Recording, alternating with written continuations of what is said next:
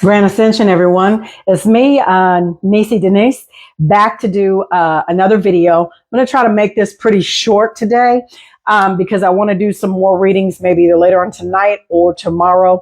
I'm going to hit it pretty hard because I want to get into the Book of Wisdom by Harry B. Joseph. And I also want to discuss the next chapter of Flying Serpents and Dragons and the hidden symbolism of the dragon murder of reality. So we got a lot of reading to do. So without any further chit chat, let's just get into it. We're going to pick back up over Guy Anderson's Rise of the Clones, the Cabbage Patch Babies. All right, this book. Shout out to Guy Anderson. Excellent, magnificent work. We're on chapter 6, and this one is called the Cabbage Patch Kids. Before I get started, I am reading Donald Marshall's account of being in the cloning program, and I'm also doing some research on a couple of corporations and shell companies, okay? So once I get that information together, I'm going to do a short presentation on my laptop and just, come over here on Facebook Live, download it, and upload it to a couple of other platforms as well, okay? So I'm still working on that. I just want you guys to know. Okay, so let's read into chapter 6, the Cabbage Patch Kids. All right, it says, in 1983, a new doll appeared on the market with a claim that each one was totally unique. This was achieved by using different head molds, eye sizes and color, hairstyles, clothing, and skin tone. The dolls came with a birth certificate, and rather strangely, the signature of their creator on the left bottom check was printed in a different color for each year. Okay, it says, he also corrected anyone that referred to them as dolls. And let me go back. Before they were called Cabbage Patch Kids, they were actually called the Little People. Okay. The creator, Xavier Roberts, began hand making the letter in 1977 and instructed the retailers that they couldn't sell them. They had to be adopted. Okay.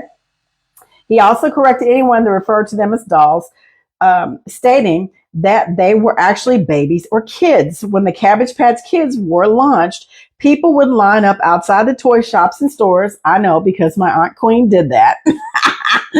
And I actually had a Cabbage Patch doll, right? I did. I was one of those people that had one. I didn't keep it.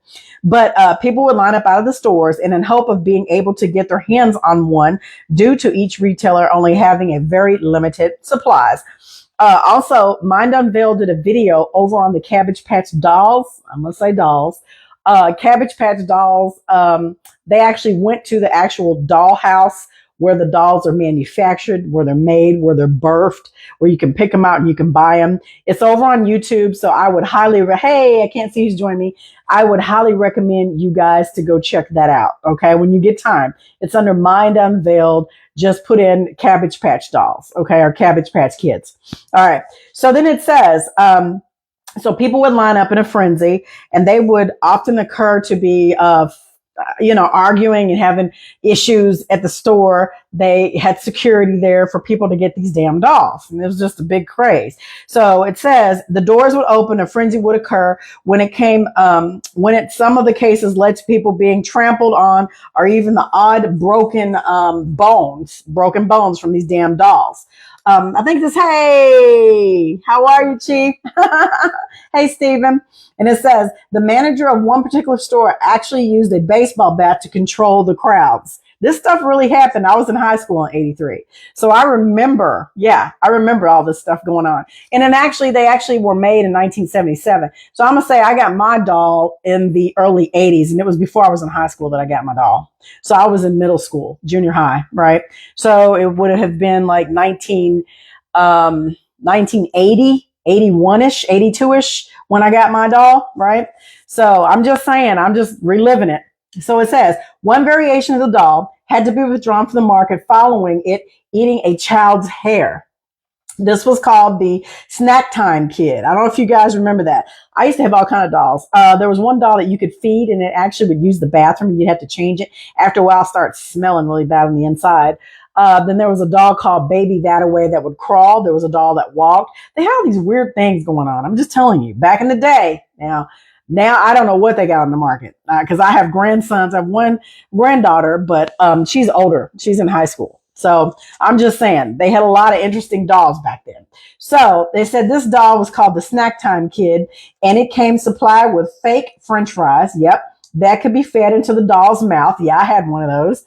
And then it clamped down on the fries and pulled them through. One particular child had been handling the doll and her hair had dangled in its mouth. And then it proceeded to clamp down and chop with such force that she cried out in pain, alerting her parents, who managed to free her from the clutches of this damn doll. Trying to tell you, I actually had a Chucky doll. I ain't even gonna go into that. I actually had a Chucky doll for a number of years, and I kept it in my kids' room in a corner on top of a toy box. I love the doll. I mean, I think I got rid of it when I moved here to Texas, to be honest with you. But I had that doll, and then I kind of passed it down to my kids, which I know sounds bizarre, but yeah. There's some creepy stuff out there. So then, as a result, many of these particular dolls were withdrawn from the market and had a lot of refunds processed. Yeah. Another rather creepy aspect of these dolls is the death certificates they had. So here's a picture of what the birth certificate would look like for a Cabbage Patch doll. And then here's the death certificate of the doll. That is freaking creepy. It is. It's like a cult classic. People accept stuff when they put it out there. But it was, snack time was very real. Yeah, it was, Chief. It was. It was very, very real. So then it says, another rather creepy aspect to these dolls is their death certificates.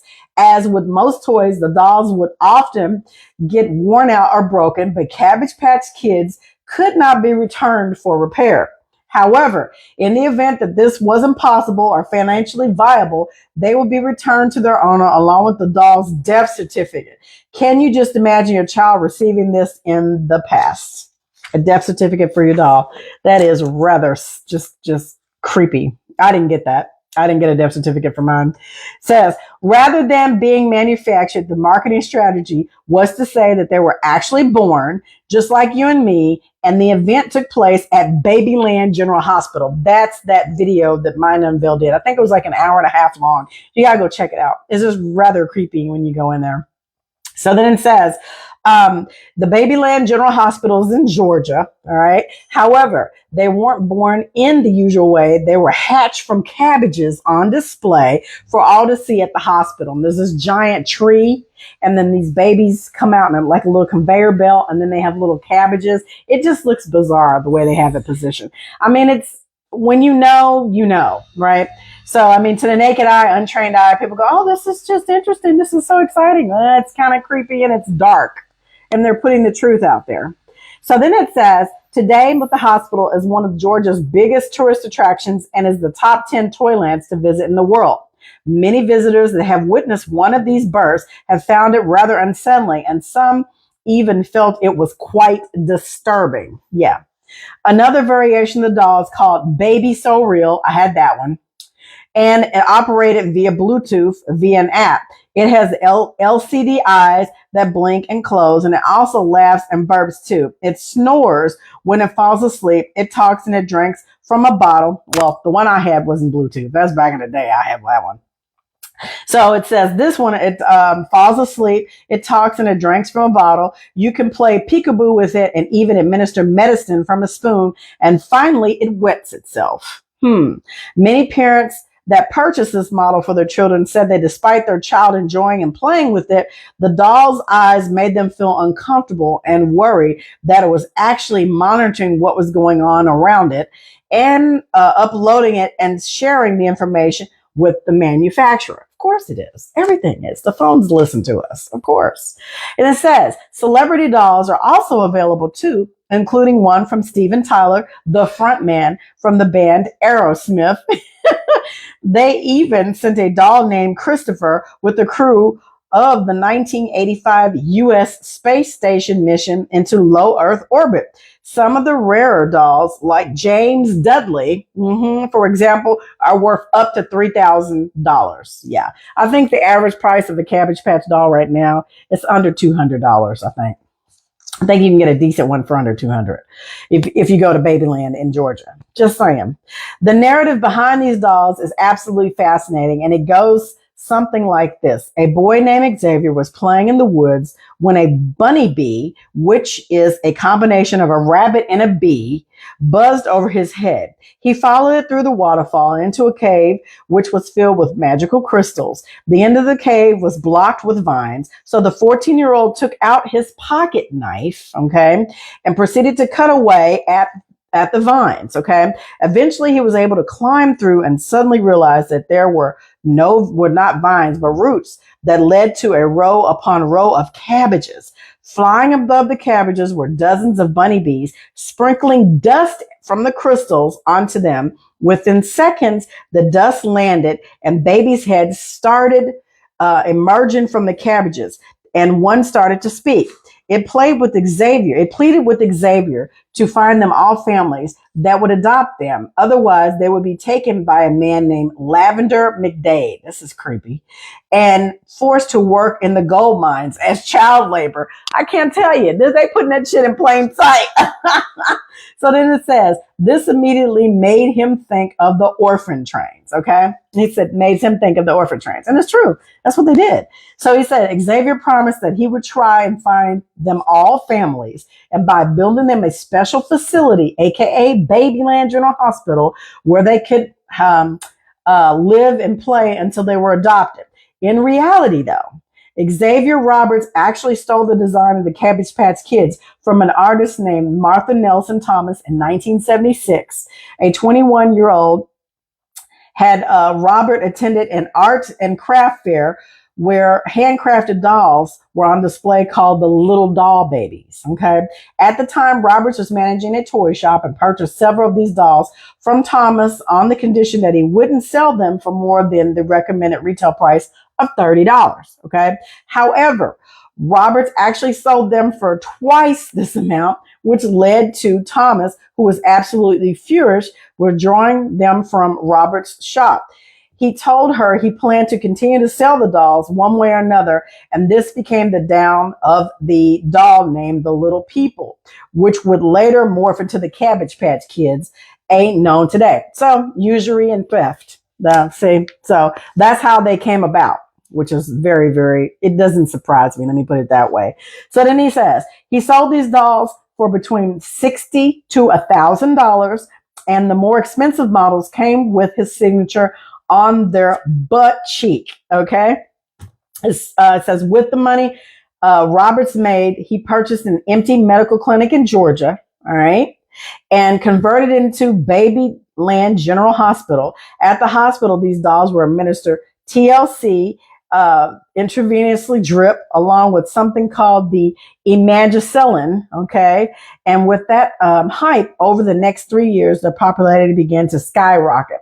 So yeah, you take them in there and they give them a little shot right when they're first born. See, I'm telling you, it's just weird. It's dark and it's right in front of our faces, but the majority of people don't even see it. All right. So then it says in 1981, a licensing agent, Roger Schleifer from Atlanta, approached Roberts about licensing the design to a major toy manufacturer. The only issue he had was the name, which he thought was a little mundane. So he and his wife came up with the backstory called The Legend of the Cabbage Patch Kids, and Roberts agreed to changing the name as well as using the story created as a marketing strategy. So Schleifer approached every single major toy manufacturer, but all declined due to feeling the dolls were very little and ugly, and which is fairness, they are. So this is what they look like, and I know you guys remember. Look at that. Yep. I had one of those ugly ass dolls. And I mean, if you know, you know. I'm just saying it is creepy. It's very dark. So it says, however, Schleifer had an ace up his sleeve. Electronic gaming manufacturer Coleco was looking to expand into the children's toy market. So in 1982, he and Roberts joined forces with Coleco's design team and produced a brand new version of the doll, this time with a plastic head, enabling it to be mass produced a lot easier and much more cost effective. Okay. Coleco totally underestimated the interest that would create and struggle to keep up with the demand, which actually led to the desire of owning one becoming a greater steal. Okay. The popularity attracted the attention of Martha Nelson Thomas, and a legal battle ensued. I would have sued his ass too. It lasted 3 years and ended with the out of court settlement for an undisclosed sum, okay, being paid to Thomas. Despite this, the doll's popularity continued to soar, and within just 2 years of them entering the market, they had generated over $2 billion, billion with a B, in sales, and had Coco had helped them to come from financial ruin. Okay. However, just 6 years later, the conspiracy just 6 years later, the company filed for bankruptcy and handed over the licensing and production rights to Hasbro. Okay. But in 1996, a new toy called the Tickle Me Elmo. Oh my God, I remember that. I can't tell you how many of those I bought. I bought 3 for all 3 of my sons. Yeah. It's before me and Mike got together, so they were little. And they came, I think, in blue and in red. I don't know if you guys remember that. You put that damn doll in the bed and it just started laughing and rolling over, and it was just crazy. But yeah, that doll came out. So I know you guys remember that. So it says it was based on the Sesame Street character, entered the market and immediately overshadowed the Cabbage Patch Kids. Following this, the manufacturing rights changed hands multiple times, okay, but to no avail. And in the end, Roberts took over the manufacturing and marketing himself. However, despite all the setbacks, okay, these dolls have become collector's items, and the hospital in Georgia remains open for business. Yeah. For $150, you can still purchase and adopt a doll from this rather strange facility and even witness it being born from a cabbage planted underneath the magical crystal tree. Yeah, this is what I was talking about. I'll show you guys. Y'all got to go look at the video. It's kind of creepy. Okay, that's the tree. And then here are the cabbages. See? And you can witness it being born. It is bizarre when you look at it. You're like, oh my God, what are we looking at? So then it says, here it is. The YouTube channel Mind Unveiled took a trip to the hospital back in 2024. Yep, last year, which they and I both believe bears a striking resemblance to the Tartarian building with that familiar Greco-Roman style. Yeah, it did look Tartarian. Upon entering the hospital, the first thing that caught their attention was a wall filled with photographs of celebrities, which was, for me, a huge collection of people that I believe to have been cloned. I wouldn't doubt it. These include John Travolta. Watch the footage of him at the opening of the Paris Summer Olympics in 2024. Michael Jackson and Donald Trump. Yeah, I would say they all have clones. Like I said, I'm putting together this presentation for you guys, but I need to finish reading these 2 books that I got. And I need to do some more research on, I came up with like 6 different companies that, and then 2 of them have shelf companies. So they're not here in the US. I think one of them is in the Bahamas. I forget where the other one is at, but I want to kind of slow walk that information down and just kind of deep dive into their website. And then I want to get some really good information for you guys. But right now I'm reading Donald Marshall's account of him being in the cloning facility. Okay. And his experience of what he went through. Right. So anyway, so there are major celebrities. We are all in agreement that they have clones. They do have people that they have these bodies that they can transition their consciousness into a body. And that goes back to the Emerald Tablets of Thoth Hermes. If you know, you know, right? So then it says, the second thing they caught their attention was the black and white checkerboard tile floor. Yep. And it's almost identical to the Masonic temple. Okay. Well, there you go. Once inside, the rooms are displayed as nurseries, and with each different theme, and the smell of the dolls, which is very distinctive, fills the air. In pride of the place, in the largest room stands the magical crystal tree surrounded by babies' heads within the cabbages sticking up. It's weird. Okay. They even had one doll inside an incubator and a large toy stork in the delivery room. Yep. The babies on display in the room are a little different. They're handmade and each has a label attached with its own name, weight, and date of birth. The narrator of the podcast, Soul, stated that whoever created this room clearly had the great knowledge of the incubator babies in the World's Fairs. It looks almost identical. That the baby doctor that had that set up in the World's Fairs, that he took pictures in the New York Public Library there, it looks identical to that. So if you know, you know. So it says, while they were at the hospital, they witnessed what is referred to as a live birth. Suddenly, a voice over the tannoy announces all staff code green and then welcomes the visitors. The voice states that she is a patch nurse and is there to assist Mother Cabbage with the delivery. She then proceeds to inject Mother Cabbage with a shot of amoxicillin, that's creepy as hell, to aid a smoother delivery, okay, followed by a shot of TLC, so 2 shots right off the muscle, all right. Next, the nurse states that the procedure she is about to conduct is called a episiotomy, and that there is the only hospital in the world that does this, which she is surprisingly, as it avoids the need for a cesarean section, right? Apparently, Mother Cabbage was a little bit tired, having already given birth twice that day. Then the crowd is asked to breathe in and out a couple of times, as if you were having the baby yourself, right? To assist with the birth, and a doll appears. The doll is bald, but apparently this is because the interns didn't fertilize the patch properly the previous night. Visitors are then asked to choose a name for her, and she is taken away to be checked over. The first part of this inspection appears to be yet another injection. So was that 3 shots? followed by them giving a dose of oxygen. Okay. She then goes on display for sale with the others. That is creepy as hell. As for Xavier Roberts, very little is actually known about him other than his father dying when he was just 5 years old in a car accident.